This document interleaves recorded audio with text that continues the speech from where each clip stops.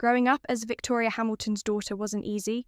Every breath I took, every step I made was carefully monitored and judged. My father, the CEO of Hamilton Industries, had my entire life planned out before I could even walk.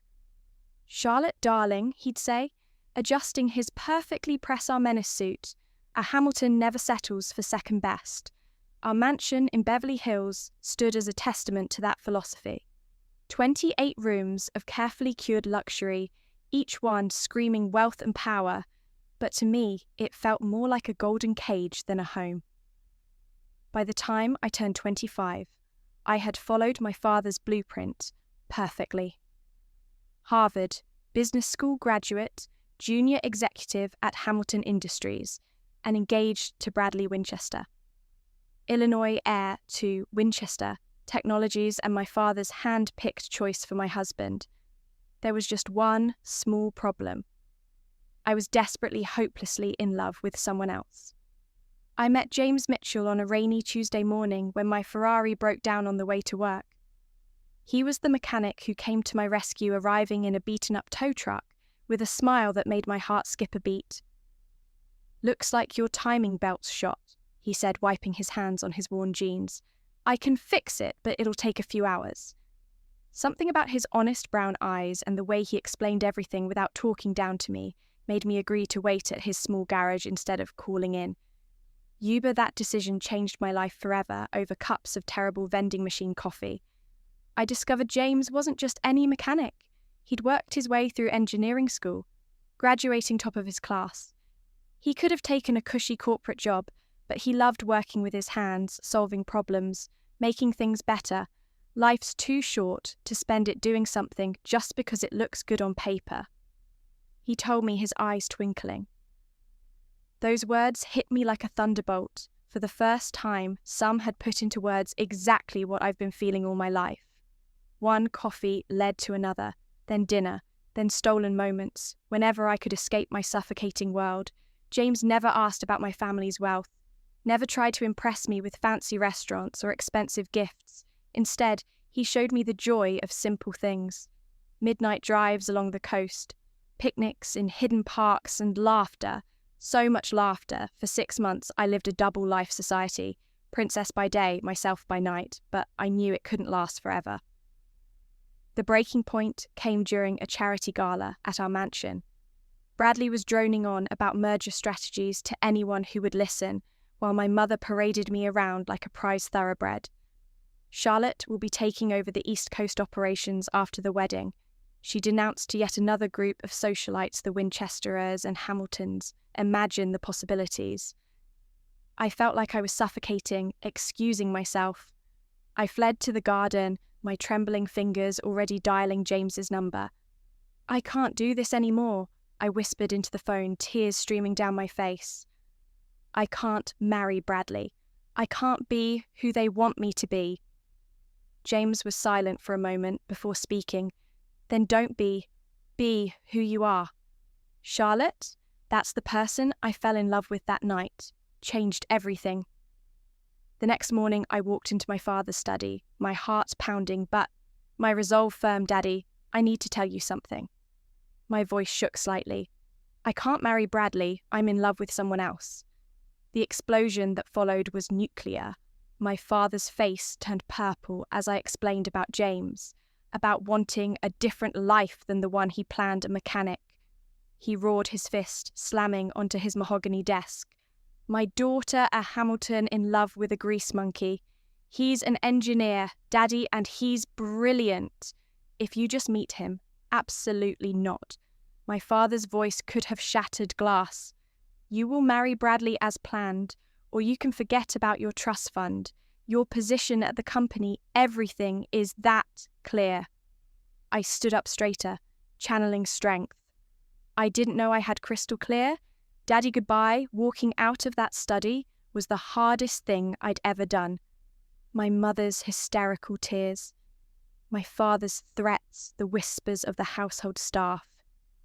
It all followed me as I packed a small bag and left the only home I'd ever known.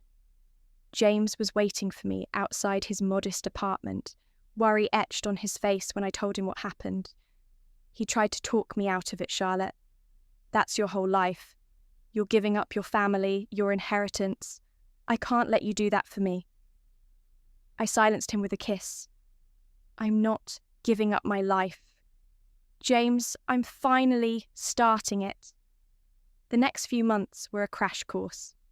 In reality, I moved into James's one-bedroom apartment, got a job as an entry-level business consultant at a small firm, and learned how to live on a budget.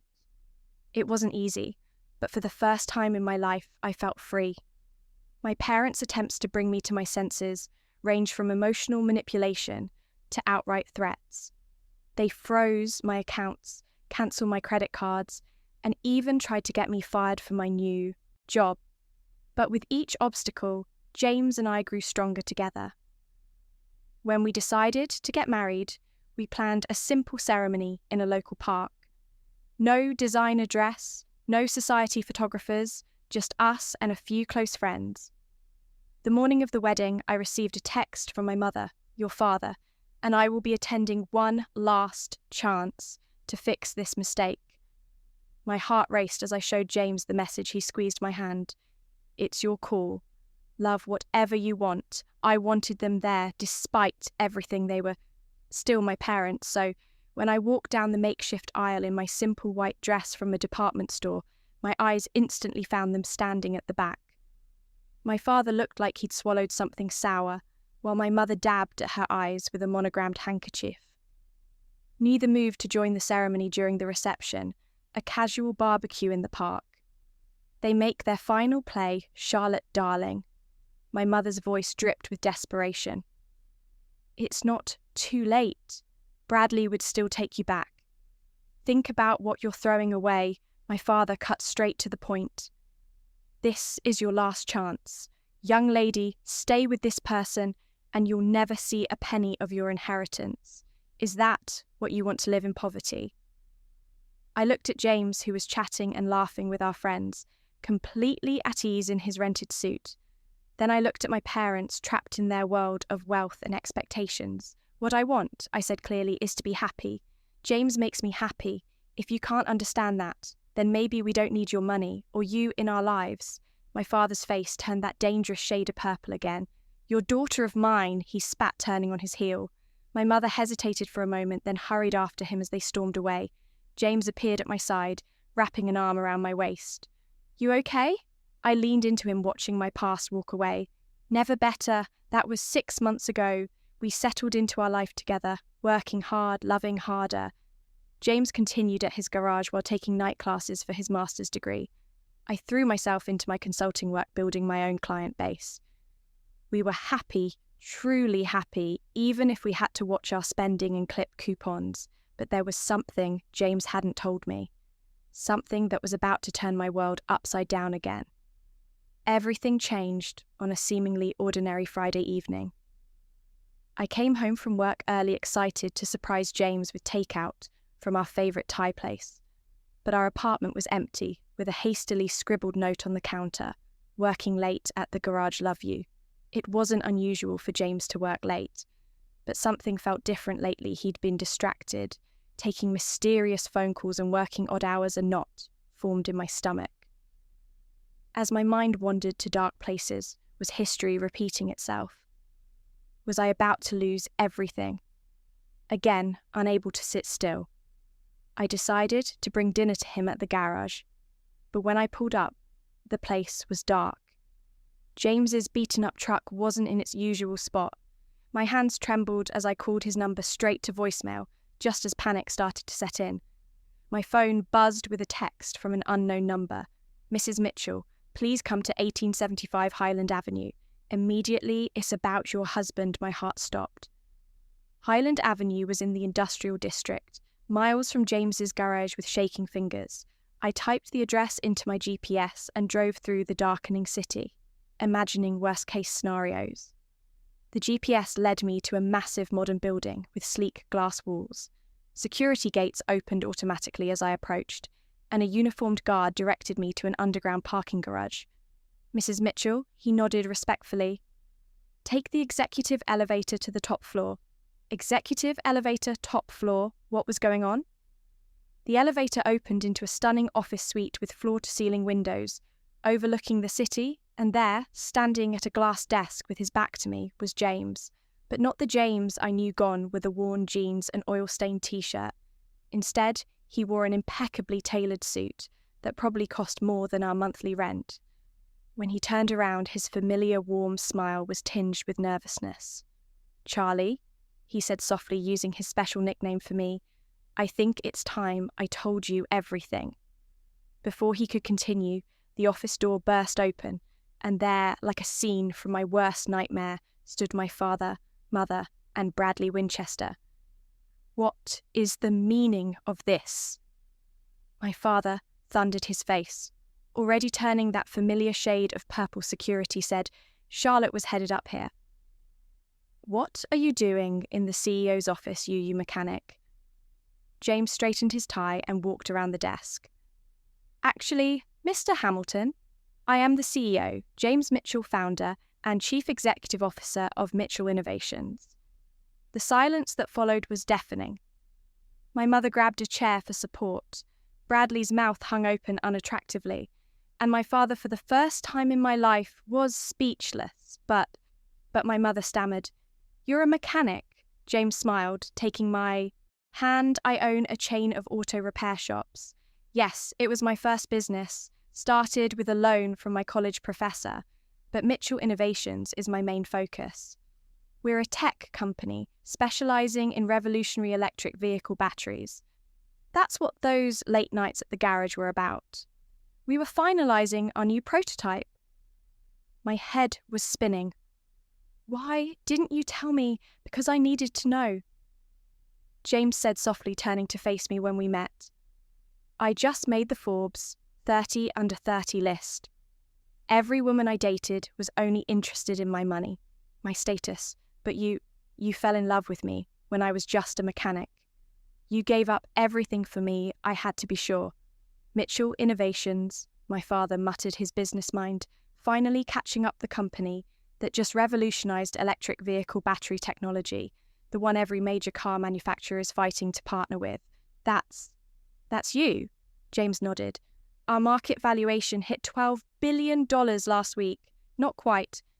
Hamilton Industries territory, but we're getting there." I couldn't help but laugh at my father's expression.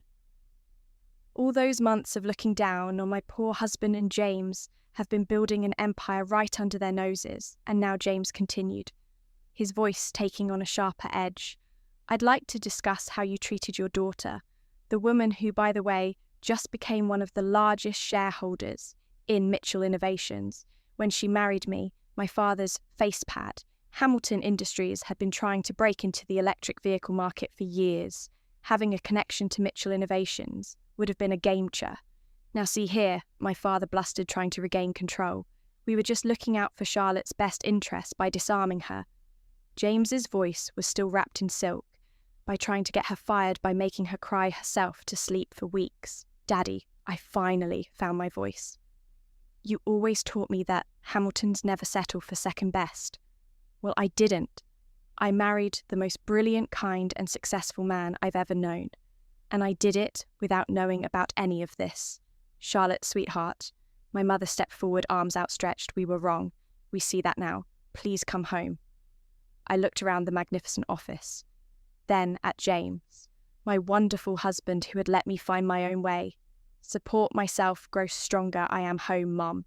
But if you want to be part of our lives, you'll have to accept us on our terms. No more manipulation, no more control." My father looked like he was choking on something particularly unpleasant. "And what about Hamilton Industries?" James smiled. "Well, sir, we've actually had several offers from your competitors for exclusive partnerships, but I thought, given the family connection, we might consider a different arrangement, if you're interested in discussing it as equals." The next hour was surreal. My father and James talked business, while my mother fussed over my terrible apartment and insisted we move into a proper home. Bradley had slunk away somewhere, probably to lick his wounds later that night back in our small apartment. I finally asked James the question that had been burning in my mind. Why keep working at the garage? Why live like this when you have billions? James pulled me close.